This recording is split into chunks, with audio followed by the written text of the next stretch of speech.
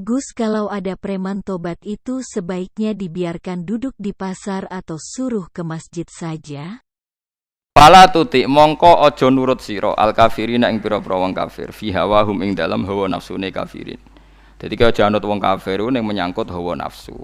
Tapi nek menyangkut kebaikan wong kafir sing kita kadang kalah baik dalam hal sosial. Ya malah Allah kadang melehno kita mergo kok kalah mbek wong kafir. Nggih misale ngeten nggih. Niki makanya Imam Suyuti nafsiri fala tutil kafirin ai fi hawahum. Dalam hal yang bersifat hawa napa? Nafsu. Misalnya begini, saya contohkan, Allah melehno wong mukmin. Ada sahabat ketika perang itu tangannya terputus, kakinya juga terputus. Terus matur Rasulullah, ya Rasulullah gara-gara perang derekno engkau, saya tangannya putus, kaki saya putus. Ternyata tidak diapresiasi sama Allah, malah disalahkan. Gini kok Allah terus nurono ayat iyam saskum korhun faqad masal qoma korhum mislu. Jika Anda luka karena perang, orang kafir pun luka.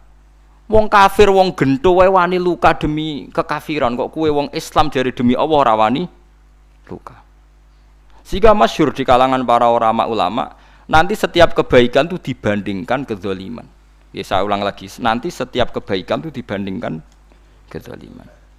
Misalnya kita jadi kiai ora enak, ora gaji tetap, tepak-tepakan, kadang untuk duit, kadang ora.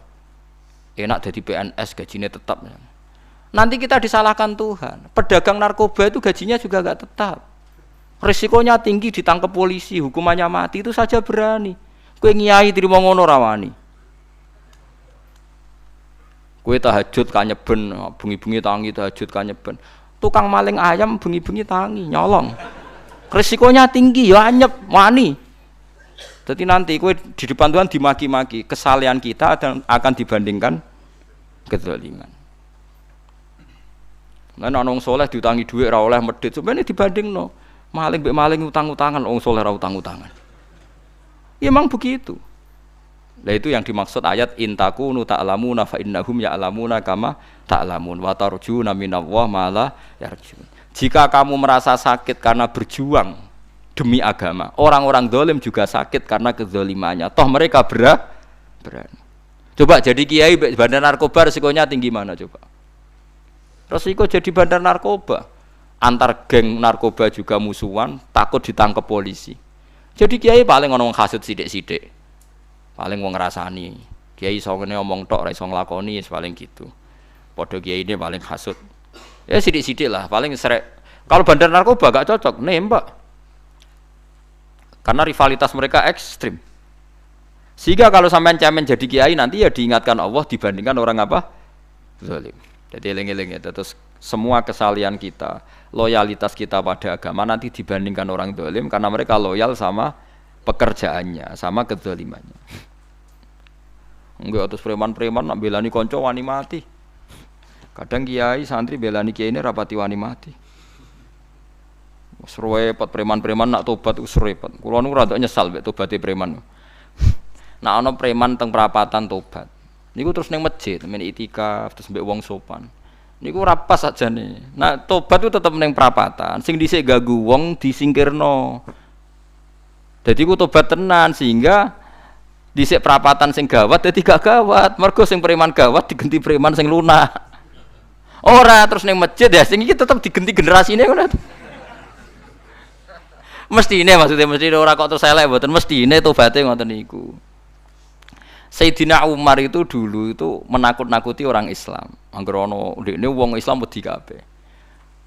Terus Abu Bakar ya wedi kabeh wedi. Suatu saat Rasulullah mlaku-mlaku ngerti Umar gulut ning ukat, menangan. Terus kata Rasulullah andekan yang Islam itu hebat Islam. Hanya Rasulullah berdoa wa ma'izal Islam fi Umar. Akhirnya Umar masuk Islam. Hari Kamis masuk Islamnya. Ya sekira tau mikir itu sak dinane kula roh sak dinane dongane Kamis masuk Islam Jumat.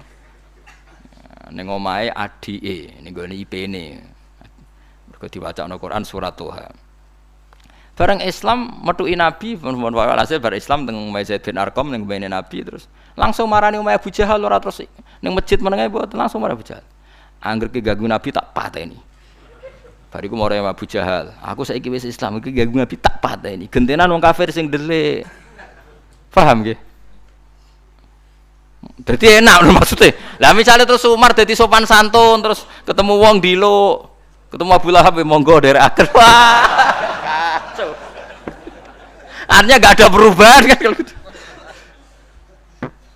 Mulane Ruhin mantan preman mboten kok tobaté ning kene ora roh. Mboten harus kiai dene. Mestine ngoten.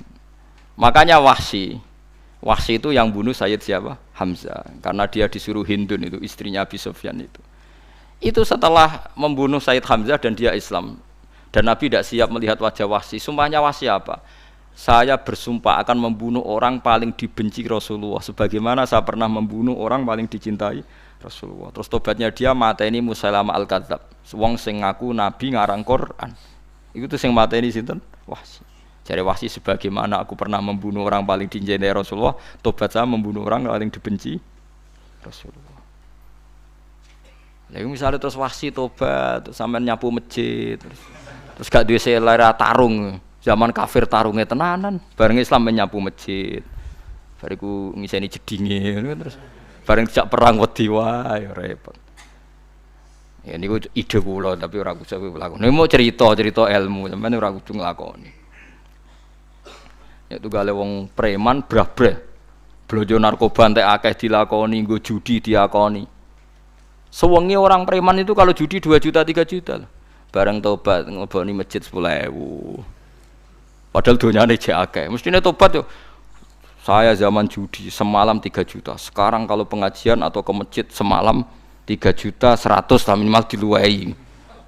Ora ya malah pas tobat nglebokno amplop masjid yo 10.000, kadang 2.000. Wis repot-repot. Tapi ya apik tobat, mesti iki cerita. Ndak begitu mestinya berbanding. Paham nek sampean takok tobat itu cara ulama nggih ngoten niku berbanding. Malane riyen Khalid bin Walid itu jadi panglima perang Islam itu. Saya masih ingat makalahnya Khalid bin Walid. Fakama anni aktsartul qatla fi kufri aktsartul qatla fi Islam. Dulu ketika saya kafir adalah sangat banyak membunuh orang Islam. Perang Uhud kalah itu karena panglima orang kafir adalah Khalid. Dia cakap sekali dalam ngatur strategi perang. So, Khalid itu utek elek kan, pikirannya ala sahabat yang menuso ruhin es. Kayak wong wedok ambek apa jenenge ghanimah mesti medun. Sahabat ora kabeh kaya aku kan ana kaya kue barang macam-macam. Gunung Uhud itu dhuwure mok sak musolane iki jamira Gunung Uhud kaya Merapi niku mboten. Nah kaya Merapi amanah ning dhuwur tetep ra kenek, meleyang to. Dadi Gunung Uhud itu dhuwure mok sak musolane mbok dhuwur pundi. Wong kula nate mriko bolak-balik kan nggih bisa urung tahu. Kula kaya wong India dadi melok itikaf teng gunung napa? Uhud. Mbok piye dalile apa ya ora roh. Lah itu Khalid bin Walid pinter, dia ketika kalah itu muter ke belakang terus ghanimah itu dilepas. Ya dulu itu dalam perang dulu tuh ghanimah itu kan perempuan sama apa? Ya sama barang-barang itu. Ketika dilepas itu dianggap sudah mengaku kalah. Ada sahabat yang kok ruhin itu udah akabir sahabat, ada sahabat papan atas, sahabat yang seperti itulah. Sahabat kebanyakan turun ternyata Khalid itu muter terus naik dari belakang. Pas sahabat turun, dia naik dari apa? Yo penak karek manai kok dhuwur, itu akhirnya kalah. Itu ya gara-gara strategi ini Khalid bin Walid. Nah terus dia bersumpah, saya bersumpah semua kecerdasan saya, semua kecanggihan saya akan saya gunakan untuk membela Islam. Niku kelimake itu di perang Tabuk, di perang Yarmouk, di perang Tabuk. Itu di panglimani siapa saja yang ditunjuk Nabi itu kalah. Termasuk Ja'far bin Abi Thalib itu padahal panglima yang ditunjuk Nabi. Usamah ya kalah. Abdullah ya kalah. Semua yang ditunjuk Nabi itu mati semua. Akhirnya panglima diambil siapa? Khalid. Taruh saja gini strateginya. Anggap saja Arab itu padang pasir. Ndak sampean biar tahu bahwa orang soleh yang cerdas itu banyak. Jangan kira soleh itu tidak butuh kecerdasan, butuh. Arab itu kan padang pasir, mau jelas gini, gambarannya apa? Padang pasir. Itu kalau perang itu kan taruh saja orang Islam itu 3.000 musuhnya 10.000. Memang kejadiannya gitu, 3.000 musuh 10.000. Itu kan berbanding berapa itu? 30 ya? 1 banding 3 ya? Nah itu dulu pasukan-pasukan Islam dulu itu sama-sama seperti soft sholat, jadi memanjang. Ya akhirnya perang itu kelihatan sekali mana yang sedikit, mana yang banyak. Habis Khalid strateginya dirubah. 100 orang di depan, anggap saja gitu, pokoknya tak kayak gambaran coro Jawa paling gampang. Lagi mau kitabnya malah bingung tuh. 100 pasukan kuda yang di depan tuh disuruh negarkan kuda, disebut fal mughirati subha itu. Yang itu wal adiyati napa? Dobha fal mughirati subha itu. Ya, pokoknya anggap seperti itu. Fal muriyati apa? Qadha itu. Kuda yang 100 di depan disuruh menegarkan. Pokoknya kon gerak sehingga debu itu banyak bertebangan. Terus pasukan yang 3000 itu disuruh memanjang sepanjang-panjangnya. Karena di depan ini ada tegaran kuda tadi, orang kafir yang di sana itu melihatnya ada bantuan datang baru. Wih, pasukan Islam teko wakeh, panjang lagi. Dikira jumlahnya itu sampai 50.000 lebih. Paham sih kalau maksudnya? Sehingga wong kafir melaju perkara ini tidak mungkin kita tandingi, orang Islam dapat bantuan baru, padahal ya wongnya podo. Mau baris setok dirubah. Nah, misalnya sing mimpin Mustafa sembah jare mati ya sahid, ya mati kabeh wong Islam. Lah itu artinya dia masih ingat betul, saya dulu pernah menggunakan kecerdasan yang sama untuk mengalahkan umat Islam. Saya bersumpah kecerdasan yang sama akan saya gunakan untuk memenangkan Islam. Lha coba bayangno to nek ning padang pasir 3000 orang yang 100 di depan negarno kuda supaya pandangan tidak begitu jelas. Terus yang belakangnya memanjang dari jauh kan kelihatan pasukan dapat bantuan baru. Padahal ya orangnya sama. Akhirnya orang kafir merasa wah enggak imbang. Kita ada imbang karena orang Islam dapat bantuan. Terus menang perang itu. Lha itu tobat bener gitu loh. Ora kok pas kafir cerdas buareng Islam tobat nyapu masjid. Sebarigus ngaji ngantuk.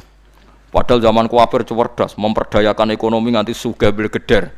Bareng Islam terus dunia entek melarat, terus nyapu masjid, sebariku salat qobliyah ba'diyah mulai. Nggak poso sunat. Ya enggak apa-apa itu, tapi sugih tetap kok zaman kafir sugih. Zaman Islam kere, mestinya zaman Islam ya sugih, terus kecerdasan dan hartanya untuk liizatil Islam wal muslimin. Mestinya, tapi ya enggak apa-apa kalau ada tobat model gitu ya enggak apa-apa. Ojo kok terus dari Gus Pak ngene ku elek ya ora ana jenenge tobat mesti apik, tapi enggak fair gitu loh. Mosok zaman nakal serius, zaman tobat sekenanya itu kan fala tuti mongko joto at sira al kafirin ing pira-pira kafir fi hawahum ing dalem selera hawa nafsune wong kafir. Wajahidhum lan merangi sira hum ing kufar. Merangi maksudnya berjuang bihi kelawan Quran. Maksudnya hujjah. Uang iku nak merangi wong kafir nganggo Quran, ndak mesti perang iku nganggo pedang. Niki jelas kita bire ke wajah hidum bihi ebil Quran. Maksudnya perang nganggo Quran itu kita melatih argumentasi atau hujjah yang dengan hujjah itu jelas-jelas ketok bener agama napa Islam. Wajahid lan merangi sira hum ing kufar bihi lan Quran ayat Quran itu Quran jihad dan kelawan perang atau kelawan jihad kelawan berjuang kabiran kang gede. Wa wa ta'ala wa alladzi zat maraja ingkang lepas sapa Allah al-bahraini ing dua laut. Arsalat sing lepas sapa taala huma ing al-bahraini mutajawira ini hale berdampingan. Hadza utawi iki ku asbun iku banyu sing banget segere, banget manise, banget segere. Furatun tur enak diombe, sadidul udzubati tekse banget manise. Iki kono nak manane mudah diminum. Wa hadza utawi iki ku milkhun iku banyu asin, ujajun tur banget paite. Sadidul muluhah tegese banget paite. Tapi wasemono sungai sing gampang diminum. Misalnya sungai Komerapi sing napa gampang diminum maksudnya buatan pahit. Ketemu laut sing banget pahite, meskipun banget asine, apa hakikate gawe wajah alalan gawe sapa Allah taala bainahuma antarane banyu sing napa tawar lan banyu sing asin, Allah gawe barzakhon ing pemisah, hajizan tekse pemisah. Kita ndak tahu pemisahnya piye, pokoke akeh sing cerita banyak di tengah laut itu air napa tawar. Layah tali itu ora campur apa ahadu masalah sijine banyu asin dan banyu tawar bil akhir iklan sing liya. Mergo wonten apa hajiz, wonten apa hajiz, ana pembatas. Wa hijron lan tegese pembatas, mahjuron kang iso nglindungi. Sitron tegese tutup. Mamnuan kang iso den cegah bi sebab anane sitru.